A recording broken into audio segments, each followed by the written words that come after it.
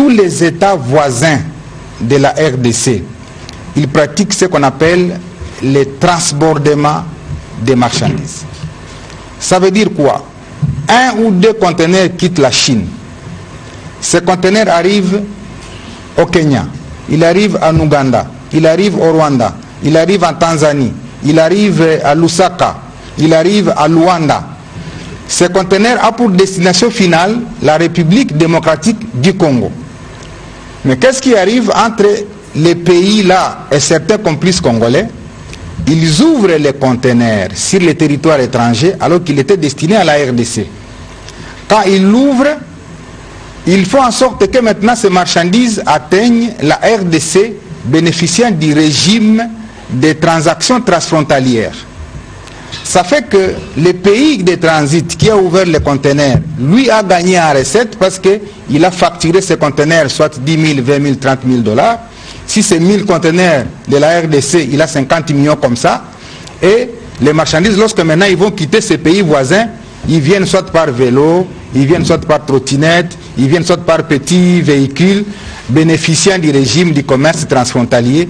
Et vous allez voir à Kasumbalesa, à Goma, à Kasindi, des passages comme ça de vélos. Il y a des vélos qui peuvent transporter presque 1 tonne. Si c'est 10 vélos comme ça qui passent à l'heure de la frontière, ça va faire 1 ou 2 conteneurs qui passent inaperçus comme ça. D'autres ont utilisé par exemple les personnes vivant avec handicap. Vous les trouvez sous leur vélo avec des petites marchandises.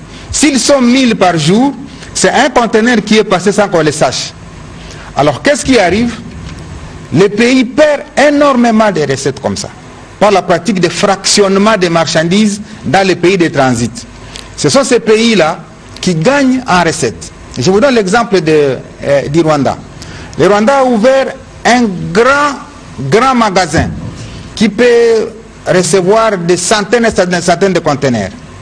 Alors la pratique c'est quoi? Lorsqu'il importe de la Chine, de Dubaï, du Moyen-Orient, les marchandises arrivent dans cet entrepôt gigantesque, comme si c'était destiné au Rwanda.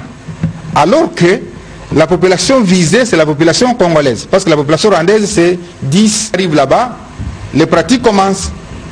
Avec la complicité de ces opérateurs congolais, qu'est-ce qu'on fait? On commence à ramener petit à petit, petit à petit. Ça, c'est la première pratique. Deuxième pratique, ça s'appelle dumping. Le dumping est utilisé par les pays qui amènent dans d'autres pays leurs biens en les vendant presque moins cher que le prix qu'ils pratiquent est chez eux et le prix qui est pratiqué est dans les pays exportateurs. Je donne l'exemple. Vous avez une bouteille du sucré qui coûte l'équivalent de 2000 francs. Et c'est qu'en Angola ou à Lusaka ou je ne sais pas, en Ouganda, cette bouteille-là, pour venir prendre nos devises, il accepte qu'il soit vendu à 600 francs au Congo. Mais comme c'est une recette d'exportation, on ne va pas amener les francs en Ouganda, au Rwanda, en Angola ou à Lusaka. On va amener les dollars.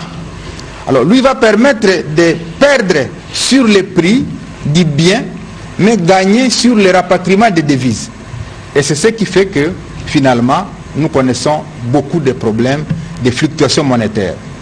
Il y a une troisième pratique qu'on appelle la subvention de l'État. C'est-à-dire les États constatent qu'il y a un problème de production au niveau intérieur. Ils subventionnent l'agriculture par exemple pour baisser un peu le coût de production. Mais ils le font pour leur population.